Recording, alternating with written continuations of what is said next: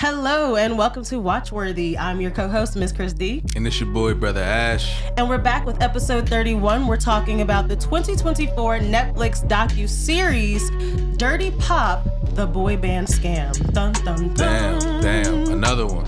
Yeah, it's a lot of scammers in America. What can we say? Yeah. So this documentary is all about the artist manager, Lou Pearlman. He is the one who put together the boy bands Backstreet Boys, NSYNC, LFO, Natural, and so many more. They didn't mention any pedophilia or anything like that in the documentary. So Thank God. That's what I was expecting with this documentary because, we're talking about young kids in the 90s. People weren't watching them, keeping a close eye. But really, he was just greedy, I guess, in it for the money. He was a scammer. Yeah, he was a scammer. So he really was just trying to make it from one business to the next, and he landed in the pop music industry. So there is a trigger warning for this episode. There is a mention of suicide, so we just want to let you know that. And overall, I would say this documentary was watchworthy. It definitely taught me a lot and gave me a lot of knowledge about, the underbelly of the music industry and these boy bands in particular. But I would say the only part that I didn't like of the documentary was the AI generated video of Lou Pearlman. He's obviously since dead. So creating an AI video of him with somebody doing a voiceover and syncing to his lips, it was a little creepy. And that was a red flag. Yeah. Y'all getting crazy with this AI. First Drake with the Tupac and Snoop verses. Now they doing this shit. Yeah. I also felt like Netflix dragged this out. It didn't have to be 3 episodes. Definitely. I feel like this could have been a nice, tight 90-minute documentary. And a lot of people on Reddit actually said that there's better documentaries out there about this topic, but this is the one we watched, and this was our first informational into, all of this information about Lou Pearlman. So for us, it was watchworthy, and we watched it so you don't have to. So we're going to let you guys know everything that went down back in the 90s. And if you're listening on Spotify, please answer our poll question. We want to hear from you. We want you to name a boy band other than the Backstreet Boys or NSYNC. J5. I was going to say, can you even name Easy. The OGs. you're talking about Jackson. I Jackson didn't even think 5. about that. You're totally right. All these motherfucking boy bands will bow down before J5, yeah, honestly, man. Come on. They were the blueprint. I was going to say New Edition, Jodeci. They were kind of the blueprint for Backstreet Boys and NSYNC. Can I be for real? Yeah. I seen a lot of footage on this joint. They had a couple moments during rehearsal. I'm looking at these motherfuckers. I'm like, damn. They weren't doing it for you? Nah, bro. Like, the Backstreet Boys in particular. NSYNC was a little bit more. They had JT, they were more you feel polished, me? Like, yeah. But the Backstreet Boys, I'm like, they like stiff. Like, it's kind of cringy watching them perform. Yeah, and if we're being for real, like I said, I feel like all the boy bands that came after New Edition, Jodeci, they were biting off of us, our style, black people, black culture. So it's cool that white boys can sing R&B. That's fine. And you can even do all the choreography you want to, but you're not going to be New Edition. It was definitely pop. Like, yeah. it was like... They had a certain target audience, teenage girls. Yeah. And I think they sometimes lean on the appearance and the aesthetic of them more than the actual musicianship. Yeah. So we gonna kick it off with Lou Pearlman. They call him Big Papa. I ain't gonna say AKA. First of all, red flag. Calling your boss Big Papa, because this is the 90s, and I feel like the Big Papa in the music industry was the Notorious B.I.G. Right, facts. So that was a red flag for me. They bit off him. Is anything original with these guys? Fuck no. So some of his artists call him Big Papa. He grew up in New York City, and I was about to say earlier when we were talking about scammers, I feel like the best scammers in the world come from New York City. Specifically, back to our episode 1 with Roy Johnson and BS High. He was specifically from New York. Staten Island. Staten Island niggas will run your pockets dry. I think this guy was from Queens. You feel me? I meant to say like Drenai, like I don't know, but so they call him Fat Boy because he was fat. So he got picked on a lot as a kid. Apparently, he was like a straight shot. He never drank. He never smoked. He was just kind of all about business, but he did have a terrible eating problem.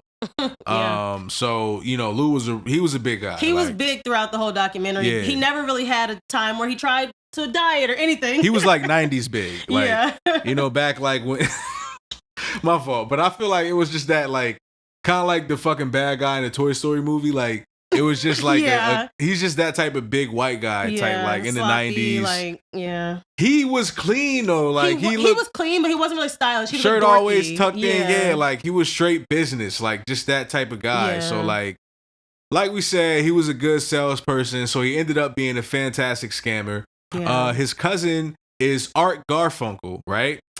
Musical artist, best known for his partnership with Paul Simon. Yeah, so he's still alive today. I didn't really know these connections. Like I hear these names Garfunkel and shit, but like to me, I'm like, okay, like I learned a lot about like the family tree of these boy bands and who were the people involved and invested.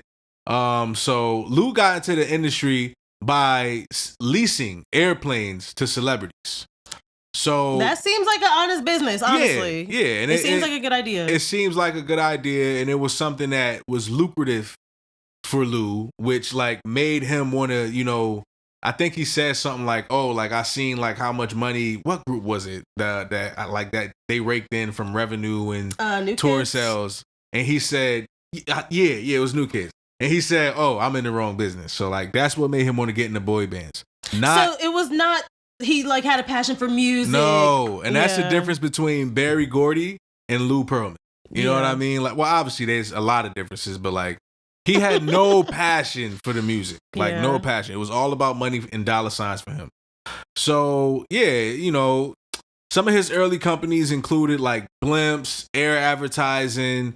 But red flag, because they later talked about in the documentary how a lot of his blimps were crashing. So like it's not a very good business. If your blimps are crashing, it's giving Boeing like that's a huge red flag. Cause like why are so many crashing? I wonder how much he even knew about the airplane industry, or was that just another made up thing that he kind of in fact, I think it came out that it was for real. Yeah. So he was inspired by the New Kids on the block to start producing boy bands and to start getting behind these boy bands and investing in them. So he took like a bunch of his friends from Queens, New York, right? Went back, grabbed the homies, and he moved them to Orlando, Florida, to work all his new businesses. As far as it was called, he had like a huge business, and then he had the other record labels and different companies under that. Red flag for moving to Florida, because I just feel like if you're in New York City, don't you already want to, you know, hit the ground running? You're already in New York City, and that's where pop music could take off. Why you got to move to Florida? And I was telling Brother Ash about the documentary, I think it's because maybe it's like the Florida laws or something are different. Because why all the criminals be running down to Florida, like Jeffrey Epstein, Trump? I don't know. That's a good question. I think it's something down there, something in the water. Well, Florida does have just a good nightlife and a party life, I guess. So there's that element, and it's just, you know.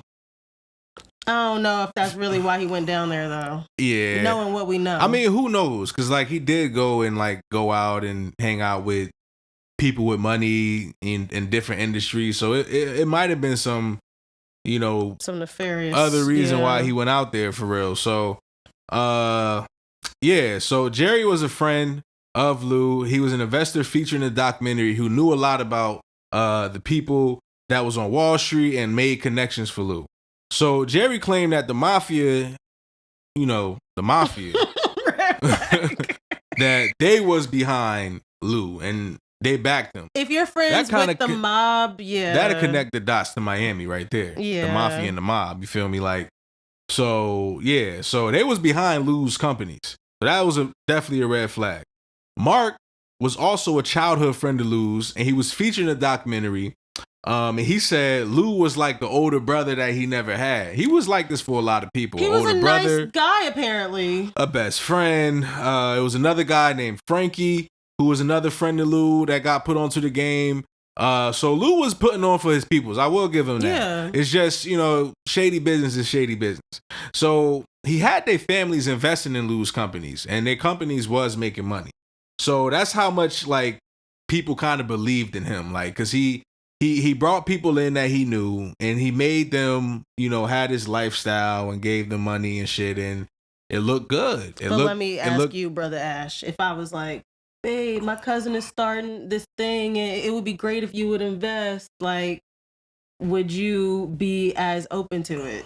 It depends on, like, the cousin. Like, I get family is family, but we talking investing money. You don't want to invest money with people just because they're family. That might sound fucked up. I mean, that's what these people were doing. They were like, oh yeah, we know Lou from the neighborhood. We'll invest. I mean, but he did have some return on his investment. Like Lou had, like the way he did shit, he made people believe that it was believable. You know what I mean? He had limos and jets. Yeah, so it's kind of like he ran this scheme to the point where like it seemed like, yeah, like it's a good investment to make. So let's fast forward to 1993. All right, Lou formed the Backstreet Boys. Now this is the group I more so knew about. I didn't really know too much about. For NSYNC? Nah, like I'm saying, like New Kids on the Block. I didn't really know too much about them, but like Backstreet Boys and NSYNC. And I really don't know a lot about NSYNC. I just know JT. So, AJ, and Howie, Nick Carter, Kevin, and Brian. I don't think Brian was featured in the documentary. No. So they were like, you know, like throughout the documentary, just talking about, you know, how Lou, you know, kind of just put them in this big ass warehouse and shit, like had them record in his business, but like it, you know, he just kind of like took them off the streets of being like a local boy band and like started making moves for them. So they were like all on the documentary talking about this. So he held out auditions in the 90s. They were at his mansion. Red flag. Why aren't we auditioning at a dance studio or something? Why we at your mansion? What you going? It's a mansion, like. I know, but this is why the 90s, 2000s, it was so iffy back then. Like, but just like, going to people's house. If you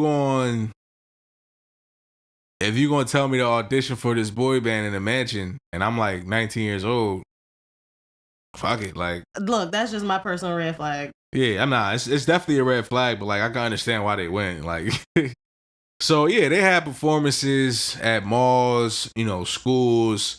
They was working hard. Like they did a lot of traveling, didn't have a lot of time to just relax and be kids.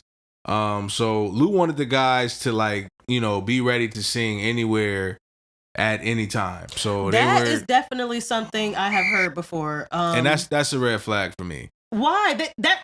They literally did that in hip hop too. Like had to barge into Def Jam and perform in the hallway to get somebody's attention. I mean, I guess it's just a red flag because I'm like, they wasn't really getting nothing in return yet. True, it like, is kind you of know like what I'm saying? Like a puppet show. But I feel like he was. You know what I'm saying? So, this is the 90s, so it's no child labor, no shit like that. So yeah, red flag for so having like, these kids up day and night rehearsing. That's what I'm saying. Like, if you're gonna have them work, you know, performing at these places, get them paid at these places. Like, take care of them at these places. They was fucking, you know. They were taken care of. You know how it is as an artist, like performing and not getting paid and, you know, grinding. They were getting steak dinners. They were. I don't think that was often though. Like, I think that was like shit he did to like kind of like, you know, moisten they gums a little bit. Like, I don't think he sustained them. Like, he kind of just flashed luxury in front of them, and then they was eating Taco Bell and shit. You feel me? Like, so at least they weren't eating the rotisserie chickens. So Melissa Moylan, she started out at one of Lou's TCBY franchises, and he hired her as an artist manager from there. She worked with Lou for like 14 years. She kind of spoke highly of him, low key. I was gonna say, like, he again helped somebody go from frozen yogurt to working with the hottest boy bands in America and Europe. But it is kind of weird to just like pluck people with no experience. Yeah. And I don't know, like, I don't know. So she kind of says that Lou used the success of all of his brands and capital to fund this, you know, transcontinental company. You know, that was the name of his big company. Then it was like Transcontinental Studios, you know. Yeah. So he basically made it seem like all of his money like solely came from the planes, like the money for the studio, the money for, you know, the boys traveling. And that's just what she believed. So that's the red flag for me. Like, this whole time we thought that he was this big moneymaker with Backstreet Boys, but really he was making majority of his money from his other businesses. Yeah. Which I don't know. It's kind of like he became this big flashy name in the music industry, but he wasn't really doing all that. And he also had terrible spending habits as well. Yeah. Like, you know, he had a lot of sometimes one of the biggest mistakes you can make is putting your money in too many different places. And that's what he did. Like he even owned Chippendales. Like I didn't know that. Like he had TCBY. Like he just had a way of trying to like get his hand in shit. And I think that's really what came back to bite him in the ass, because he would like pay for people's weddings and shit. Like just kind of just putting his money everywhere. And I really think it was so to give an image that he was at a certain amount of wealth. Well, red flag for me, because we're going to post on our social media Lou Pearlman's business card. They showed his business card in the documentary, and I was cracking up because, like you said, he had 10 companies on one business card, 5 logos, and everything was just like Productions Inc., Videography Inc., Graphic Design Inc. And I'm just like, no, this is so creativity, 90s, just like, and nobody even questioned this. That's wild to me. So y'all got to see his crazy business card. Yeah. So now let's go to 1995. And for some reason, pop music was really big in Germany at the time. So the Backstreet Boys like went over there and went number one. Like I think it was "We Got It Going On" was a song that went number one over there. So they ended up spending mad time early in their career in Germany. And they got a deal with BMG. So they basically didn't spend time at home. So like by the time they returned to the States, they had become more popular, but it was only because they put in a long amount of work in Germany, you know, because they were so popular at the time. So in 1996, Lou formed NSYNC. And notice, like, this isn't taking a long time. Like, we first started stamping these boy bands and him bringing them in the picture around 93. It's 96. You already have a new group, you know, kicking off. And it was other artists as well that he was also trying to develop during this time. So JC, Joey, Justin Timberlake, Lance Bass, Chris Kirkpatrick. These are all the guys in NSYNC. Chris says that they had no time to be kids, but they felt like that, you know, they had to help their families financially. So this is why they made this commitment to this band with this fat weirdo. So if you make a deal with the devil, he's not going to show up as the devil. So that was a quote in the documentary that kind of stuck out, because Lou Pearlman came off as a very like docile guy. He wasn't like fucking, you know, some of the other managers you hear in the music industry that's like a little bit more macho. Like he was real chill. Like people kind of friendly guy. Yeah, friendly. He made you comfortable with, you know, believing that he was going to change your career. He made it make sense for you. So people in the music business didn't take Lou really seriously. Like we say, he was kind of dorky. That was interesting to know. Like he basically gave off like, yeah, I'm the guy that did all this. I'm the guy that put Backstreet together. But I bet you if you asked Diddy, he probably wouldn't even know who he was. Like, and yeah, that's why I guess I didn't know about this, because he wasn't flashy. Like he wasn't DJ Khaled talking about we the best. Yeah, like he was not a household name. No. So, but the talent he was putting out was though. So he went from like the band presentation being jets, limos, like basically like giving them the presentation of being like this super rich, popular band. And you would think like it was like an endless flow of money. Like NSYNC was like just rolling around in bread, but they really wasn't. Yeah. So in 1997, Backstreet spent 2 years in Europe building their reputation, and then came back to the US with more popularity with that Everybody song. Everybody. Yeah. So that shit was a hit for sure. NSYNC had to work harder to make people see them for them and not as like the Backstreet Boys replacement. Like, oh, we couldn't get the Backstreet Boys.